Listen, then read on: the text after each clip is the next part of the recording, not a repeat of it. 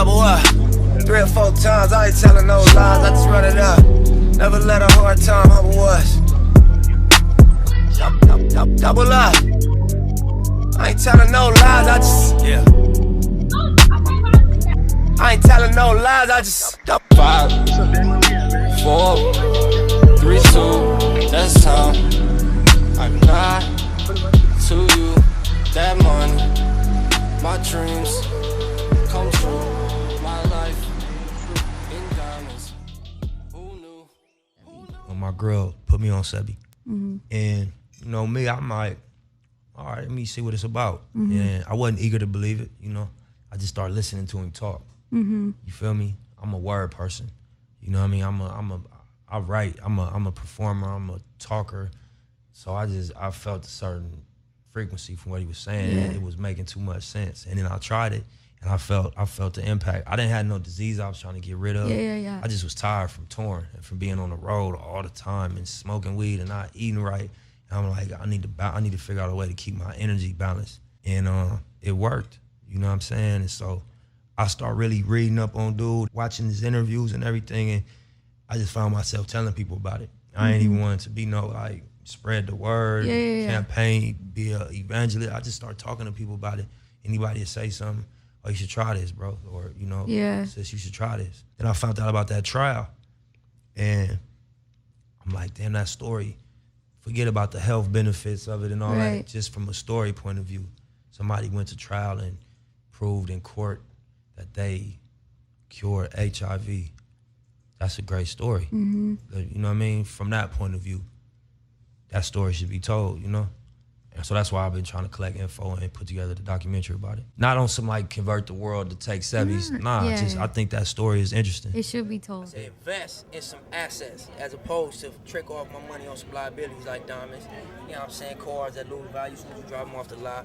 So you're trying to get land. Exactly, homie. A real asset. Take care of my peoples, cause you know it look good, but at the end of the day, you losing value, homie. It ain't appreciating. It's depreciating. It's losing value. What do you think? Why do you think it's so hard for people to get that message? And it is oxygen that the body needs. Not rice or beans or a piece of meat. It needs oxygen. That is the fuel of the body. Each cell that represent human beings on this planet, we represent a cell as African people. I am not an Eskimo. I am not an Arab, neither am I a Chinese. Understanding that, there comes a food with the gene structure of the individual. And you know this occurs in the human body. The human body could easily be considered a prototype of this whole arrangement, this human body. In the human body, you have iron cells, you have calcium cells, you have cells that are made up of phosphorus and zinc. Using words like that. Yeah, I'm just, you know, we said it earlier, like I educated myself. At one point, I was ignorant and lost, but like you gotta know yourself before you do anything, before you can make a record, before you can have an opinion, you gotta know yourself. So, you know, the same thing going on with rap music, the same thing going on with all of our culture, whether it's gang banging, whether it's trapping down south, whether it's hip hop, whatever it is. Like, you know, if a motherfucker see it as an asset or as a resource, we don't got no means to go get it. You know what I mean? Other than our little pistols and handguns, we got choppers and all that. These niggas got millions of dollars, institutions set up, like the LAPD, like the feds, like the FBI. All this is their army. And they army make it to where you can inflict your will. Meaning if a motherfucker don't want to do it from an agreement, you can come take it. If a nigga don't want to agree and do it verbally, well, you got an army to come enforce your will. So we that's what we lack. You know what I mean? We don't have no army that's gonna come protect our natural resources because our shit is divided. How, you know what I'm saying? We don't even understand how we connected because, oh, you a blood, I'm from 60s, fuck you, or you from over, I'm from 60s, fuck you, or you from A-Tray, I'm from 60s, fuck you. And that's a fucked up mentality to have. You know, I look at Puff like a Quincy Jones or like a Barry Gordy, or just hip-hop. So I really felt like I did something special with the album. Look, I ain't nothing like you fucking rap niggas. Hustle man, a shooter, that's a fact, nigga. Man, you know, he just listened to every record. He gave me his input on what could make the records that he did comment on all the way classic and just reach their full potential. You know what I mean? It was dope to just vibe to the album, top to bottom with it. It's not driven by rap ambition. It's driven by the need to express as a human. The Marathon clothing is, you know, the flagship brand, and it really just came from the parking lot, Crenshaw and Slauson. Posted on the curler till the sun come up. We don't recognize your car, that's when the guns come up. Look, police hit the block, niggas scatter like roaches. Grew up around here. This Shell gas station behind us used to be owned by a black man. When we was younger, we used to catch the bus going to school there, and we used to always want to own something. And we used to walk this way going home. Across the street at this Louisiana Fried Chicken. We used to hustle in that parking lot. When I was running around trying to get money, I used to always drive by this lot. And Nip, my brother, used to always be in this parking lot. It used to be probably like 15, 16 people in the lot. A lot of these buildings was abandoned, and they used to be in the lot hustling. So this lot means a lot to me, means a lot to Nip. You know, niggas done stood tall in this lot and opened up businesses and fought and got shot at. Yeah, so we right here, Crenshaw and Slauson. Take a walk with me. I'm gonna just walk through the lot with you and talk real quick. Yeah, so you know, originally we had this location right here. It was called Slauson Tees. We didn't have these two corners of this third space. We was operating out of this space right here. You know, my brother had, you know, caught a case, went down for a few years. So we ended up losing this space. When he came home, you know, he did like 3 years with 80%. And when he came home, you know, he had a little money saved up. I had a couple dollars when he touched down. We put our bread together. And the first thing he said is, I want to get this spot again. You know, I want to get back where we was at. And at first I'm like, man, you know, we got so much going on with the music. Do you want to be right here?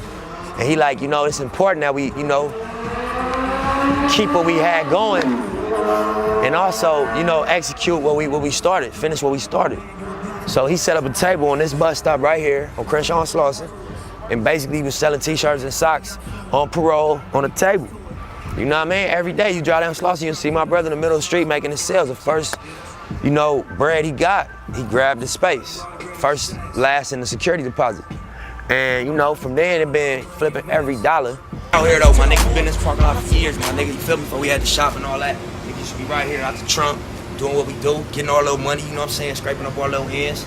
And this shit took, you know what I'm saying, each next level. Now we got the shop going, we got the deal popping. And it's ground zero, homie. This the parking lot that, you know what I'm saying, I first started selling my shit out my trunk at. It wasn't no t-shirt store. It was a Quick and Split before it was Master Burger.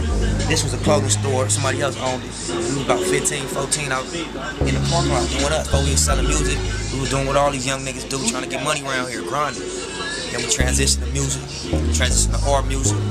And then, you know what I'm saying, built from that foundation. But then we came back and started the store. And this is actually the second store. We had one 2 doors down, the police raided. I went to jail, my brother went to jail. Y'all heard about it on the records, but we back out, so it's the new and improved. So I think it's gonna be dope, man. I think that, you know, the people that been supporting us at the original location, you know, it's right next door, so we not gonna lose any of that, but there also will be a upgraded experience for all those that been messing with us, and then everybody that's new to us. You know, I think that we're gonna set off a trend in the area of just, you know, offering a higher experience to the area. Because, you know, we want nice things over here. We value nice things. We have resources to, you know, support nice things. And, you know, we also want things of value that represent us. So, you know, June 17th, you know, we really proud to open the door. This was like 3-4 years in the making. We went through a lot of stages with this, and everybody put their blood, sweat, and tears into it. So June 17th, Crenshaw and Slauson, Marathon store, flagship grand opening. Y'all come check us out. What we get a chance to bear witness to. Nip could have taken his money and opened up a store anywhere. But of course, you know, real recognize real. All these different shades of people and all these people that came out. And it's hot as hell. They say we act crazy when it's hot. But we ain't acting crazy, man. So I just want to thank everybody for coming out. And let me just say on behalf of the city of Los Angeles, this is the biggest grand opening of any business anywhere in Southern California today. Like J. Crew and a whole bunch of other companies that get paid millions of dollars. They can't figure out how to open a store on Slauson and Crenshaw. Gentlemen, the one and only Nipsey Hussle.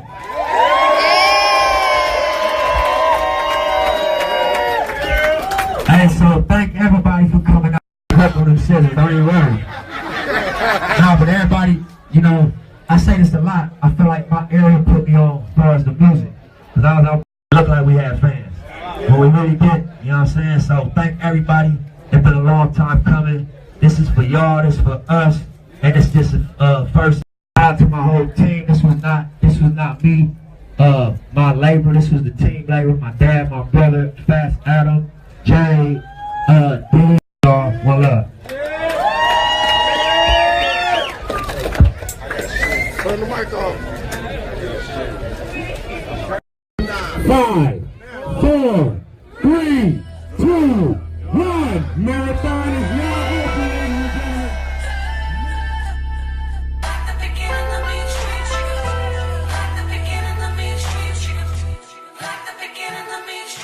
I'm prolific, so gifted. I'm the type that's gon' go get it, no kidding. Breaking down a switch in front of your building. Sitting on the steps, feeling no feelings. Last night it was a cold killing. You gotta keep the devil in his hole, nigga. But you know how it go, nigga. I'm front line every time it's on, nigga. 100 proof flow, running shoot pro, 458 drop, playing bulletproof. It's so political that we gotta be conscious and we gotta create, you know, some structure so that we can stay here. Well, how do you get that mentality to translate to the street then? Like what y'all doing in the industry, how do you get that to translate throughout the whole street? People got choices, right? So you gonna look at what this group of people did and what the repercussions were and what the feedback was from doing this. And you're gonna look at what this group of people did and look at the feedback. You wanna go to jail for life? You wanna get killed? People got choices, right?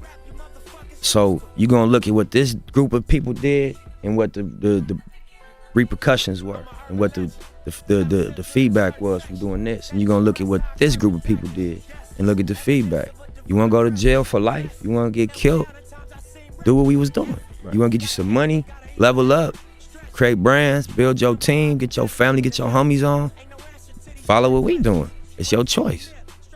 Jewelry on my bitch dress, well known. Flick up in jail clothes, snatch a champagne bottle from Rico's till T-shows. Whatever, nigga, playing chess, not checkers. Nigga, 38 special for you clever niggas. See, bro, you ain't living down by the street code. Been through all these motions. If I don't live by my rules, I know why I failed or why it didn't work. If I live by the rules, though, that I learned in the game that I got, that shit works. It's consistent. Yeah. It's just about being disciplined and sticking to the script throughout the whole time.